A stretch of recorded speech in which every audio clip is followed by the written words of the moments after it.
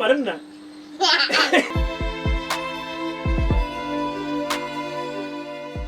ছোট্ট মিলিকে দেখতে লাগছে ঠিক পুতুলের মতো, হাসছে, খেলছে একা একাই। খানিক পর ব্যাগ থেকে বের করলো বই খাতা, গুটি গুটি হাতে লিখছে অ আ। দেখে বোঝার উপায় নেই তার বয়স ৩৪ বছর। বয়স বাড়লেও শরীরের উচ্চতা বাড়েনি, আচার আচরণও ঠিক বাচ্চাদের মতো। জানা যায়, মা ফরিদা ইয়াসমিনের গর্ভে থাকা অবস্থায় নিরুদ্দেশ হয় মিলির বাবা। ২ বছর বয়সী মিলিকে নানা নানির কাছে রেখে সৌদি আরব চলে যান মা। একটানা ২৭ বছর প্রবাস জীবন কাটিয়ে বাড়ি ফেরেন তিনি। ফিরে এসে দেখেন মিলির বয়স বাড়লেও শরীরের উচ্চতা বাড়েনি। গাড়ি চালাতে পছন্দ করেন? হ্যাঁ, গাড়ি চালাবেন? কি পারি। কি গাড়ি চালাবেন? ছোট গাড়ি লাগে। ওর জন্ম হয়েছে ১৯৯২ সালে।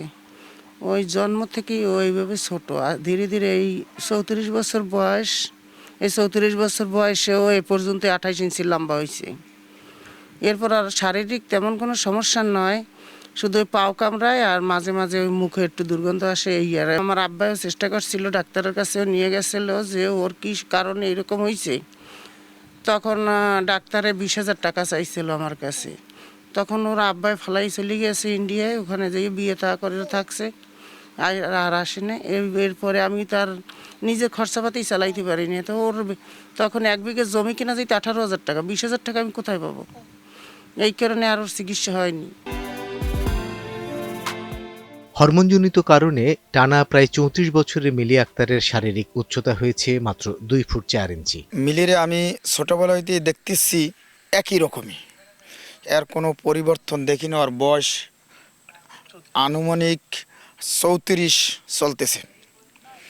এখন ভবিষ্যতে যে ওর কি হবে কোনো বোঝা যাচ্ছে না, যে ওরে কে রাখবে, কে খাওয়াবে, কে দেখবে। ওর মা অসুস্থ। বেলা থেকে ওকে দেখতেছি এরকম ছোট, আচার আচরণ সব কিছু একদম ছোটদের মতো, মানে সেরকমভাবে আর কি বেড়ে ওঠা হয় নাই। এখন মানে আমার নানিও অনেক অসুস্থ অবস্থায় আছে। এখন যদি আমার নানি মারা যায় তারপরে তো ওরে দেখার মতো আর কেউ রইল না। তো সরকারের কাছে আমার একটা আবেদন যে যেন সরকার একটু আমাদের দিকে একটু দেখে আর কি।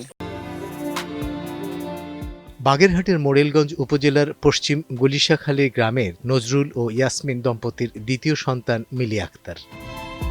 সময় সংবাদ, বাগেরহাট।